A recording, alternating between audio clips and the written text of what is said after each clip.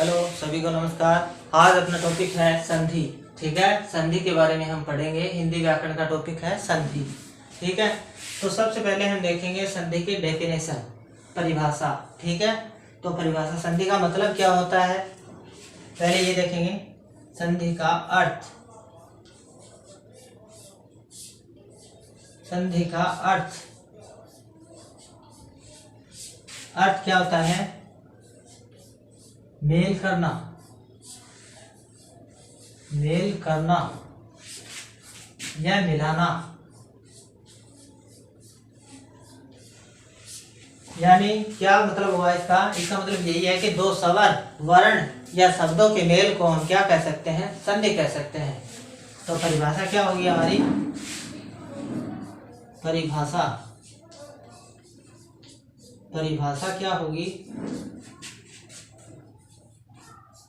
दो स्वरों या वर्णों या शब्दों के मेल होने से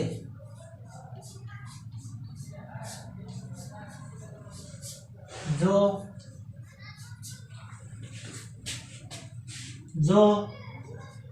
उनमें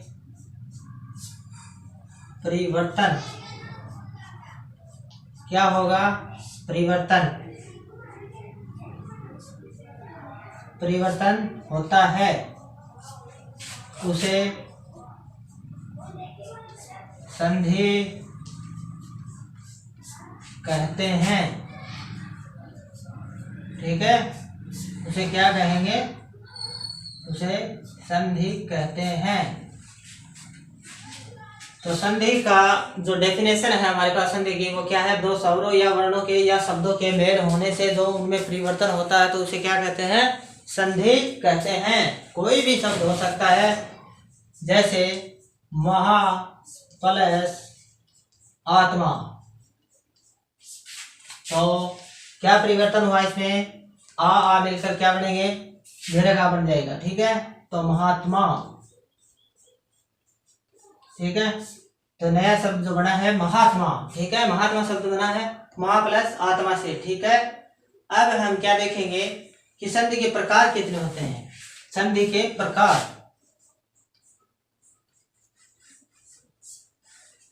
संधि के प्रकार, संधि के प्रमुख 3 प्रकार होते हैं। पहला कौन सा होता है? स्वर संधि, स्वर संधि। ठीक है, नंबर 2 व्यंजन संधि,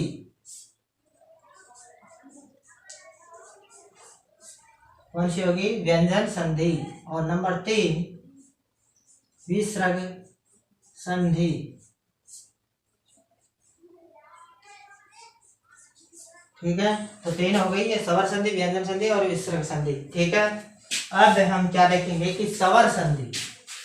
स्वर संधि पहला पार्ट है अपना स्वर संधि। स्वर संधि पहला पार्ट, और इसका पहला पार्ट कौन सा होगा? इसका होगा दीर्घ संधि। इसका होगा दीर्घ संधि। ठीक है, पहला पार्ट इसका क्या होगा? दीर्घ संधि।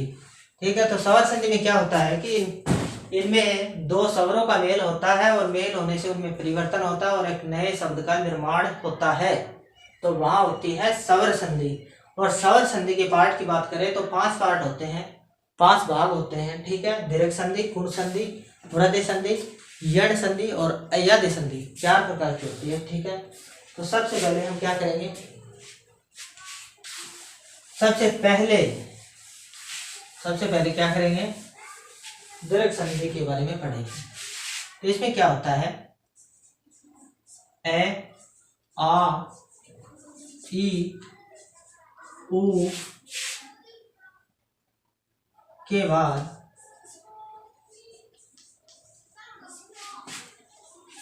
अगर समान स्वर आ गया, समान स्वर समान स्वर आ जाए, ठीक है, समान स्वर।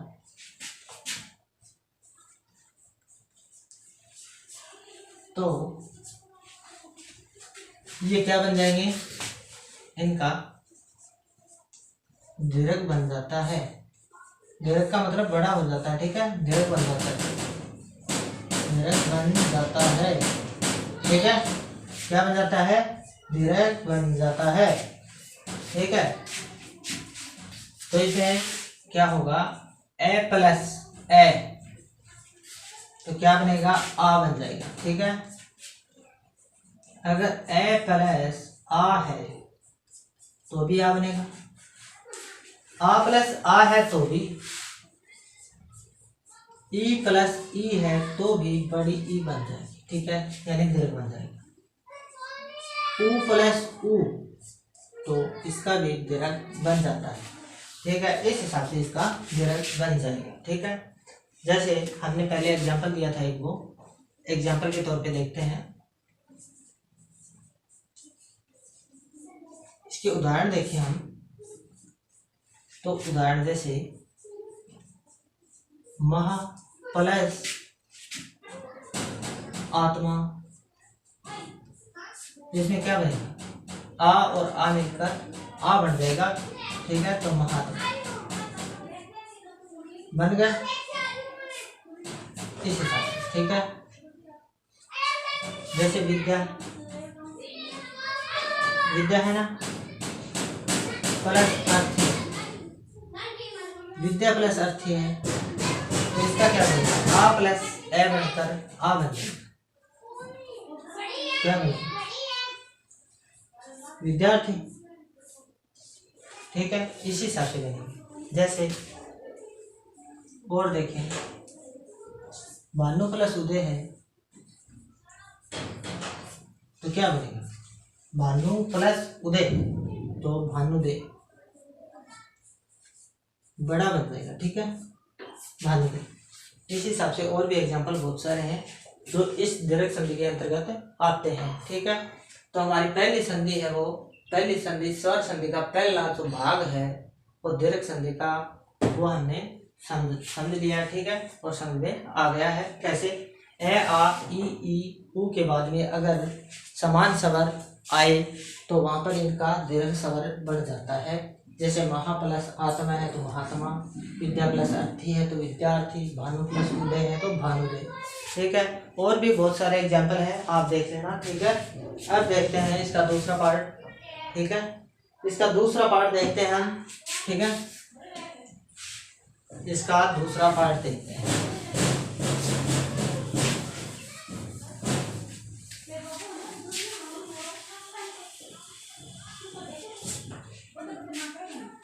दूसरा पार्ट देखेंगे हम, जिसको बोलते हैं गुण संधि। कौन सी है, गुण संधि। गुण संधि के बारे में, ठीक है। तो इसमें क्या होता है, इसमें यदि ए आ के बाद क्या होगा, ए आ के बाद क्या होगा, ई या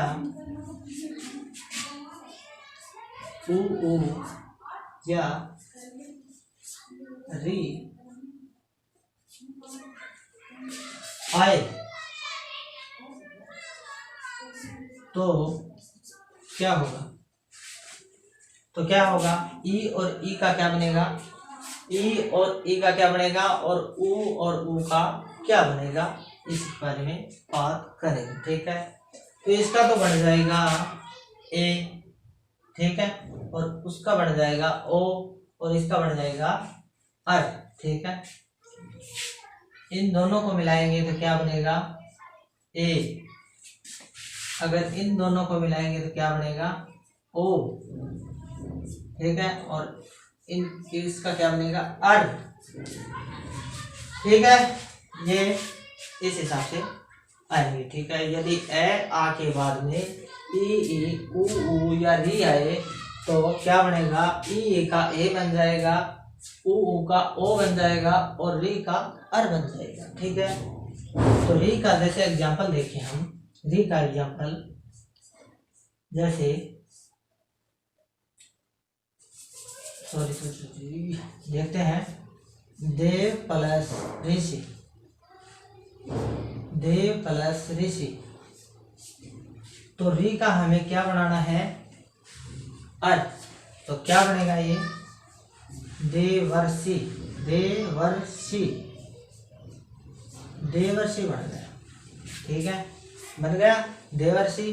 ठीक है, इसी हिसाब से अन्य एग्जाम्पल देखें हम, जैसे ई का एग्जाम्पल देखें, ई का, तो जैसे नर प्लस ईस, तो इसका क्या होगा, नरेश।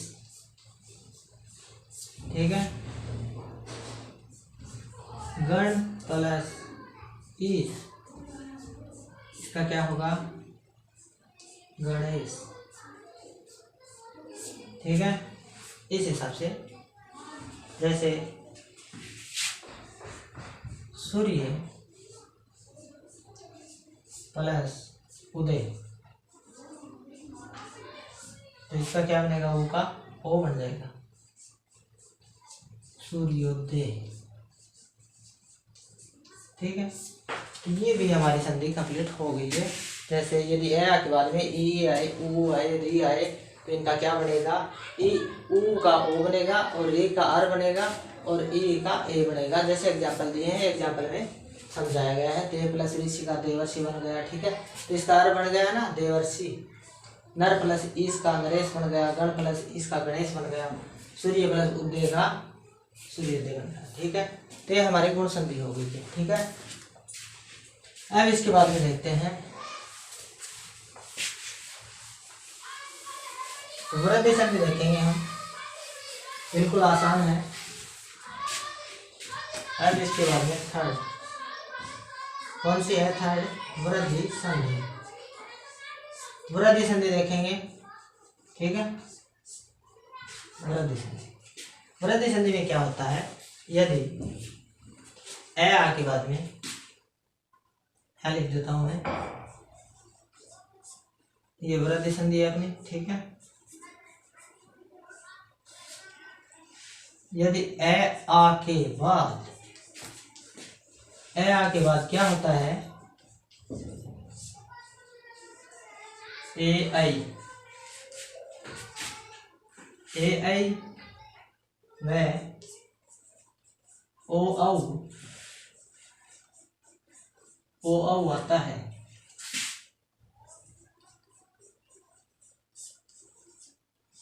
तो इनका दीर्घ हो जाता है, इनका दीर्घ बन जाता है, दीर्घ बन जाता है। ठीक है, ठीक है, ए आई आती है या ओ आता है, तो इनका क्या बन जाता है, दीर्घ बन जाता है। ये दोनों मिलकर क्या बनेगी, ऐ, और ये दोनों मिलकर क्या बनेगा, औ।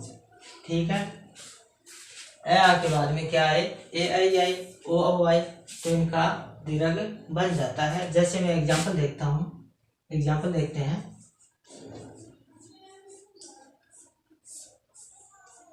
जैसे 1 + 1, तो क्या बनेगा, ए का ऐ बनेगा। ठीक है, तो इसका बनेगा 1 1।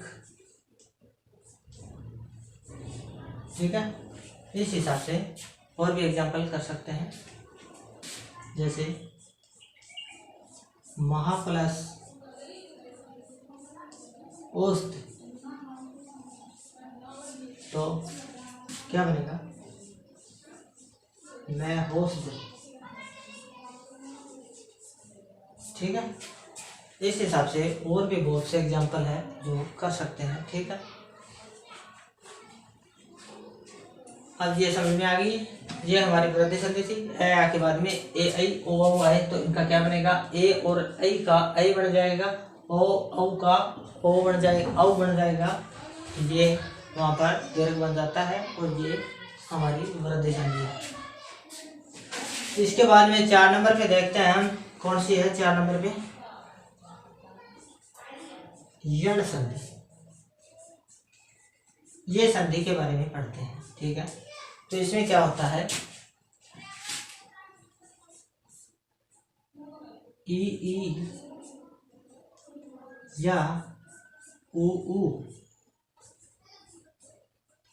के बाद या फिर री के बाद, ठीक है, या री के बाद क्या होगा, ऐसमान स्वर आता है। ऐसमान स्वर आए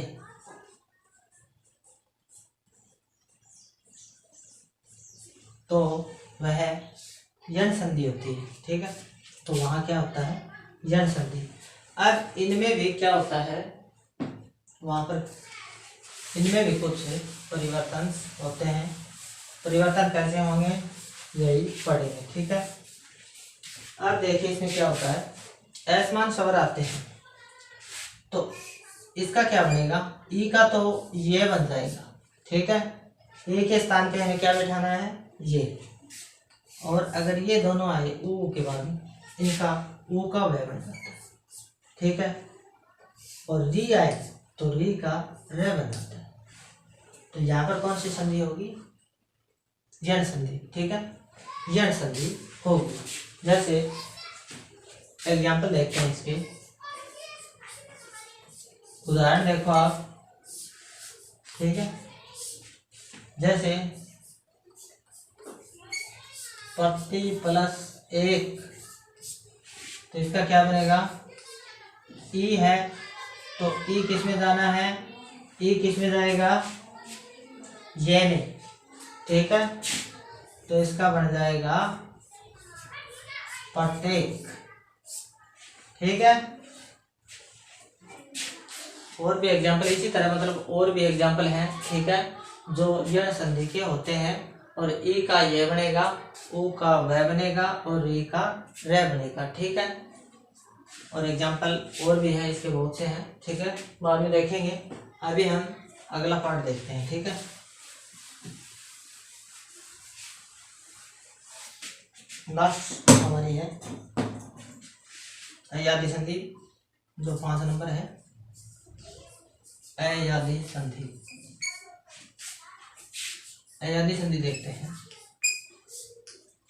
अयादी संधि में इसमें क्या होता है कि यदि ए, आई तथा ओ, औ के बाद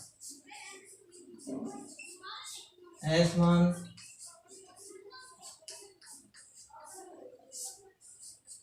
स्वर आते हैं तो क्या होगा, वहां अयादी संधि होती है।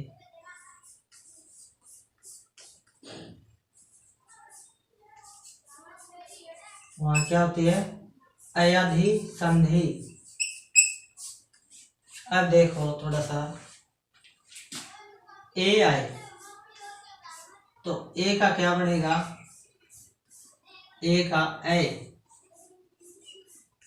ए बनेगा, ठीक है। ए का ए बन जाएगा, ए का ए बनेगा, ठीक है।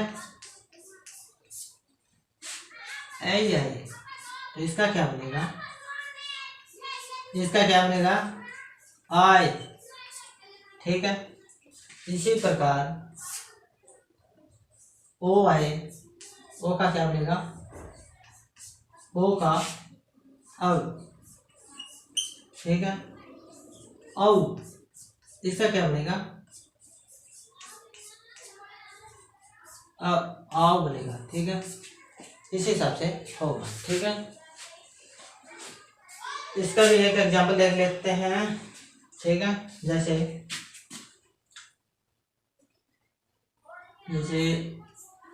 गे प्लस अक,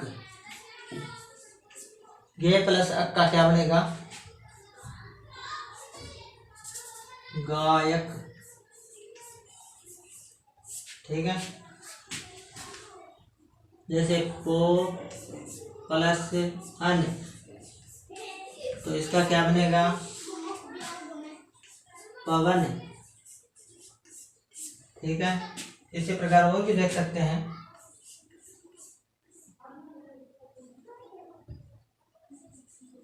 ने प्लस अन, ने प्लस अन, इसका क्या बनेगा, नयन, ठीक है। तो ये संधि कंप्लीट हो गई है, ठीक है। ये हमने आज स्वर संधि के सारे पार्ट्स कर लिए हैं, ठीक है, आजादी संधि तक, ठीक है।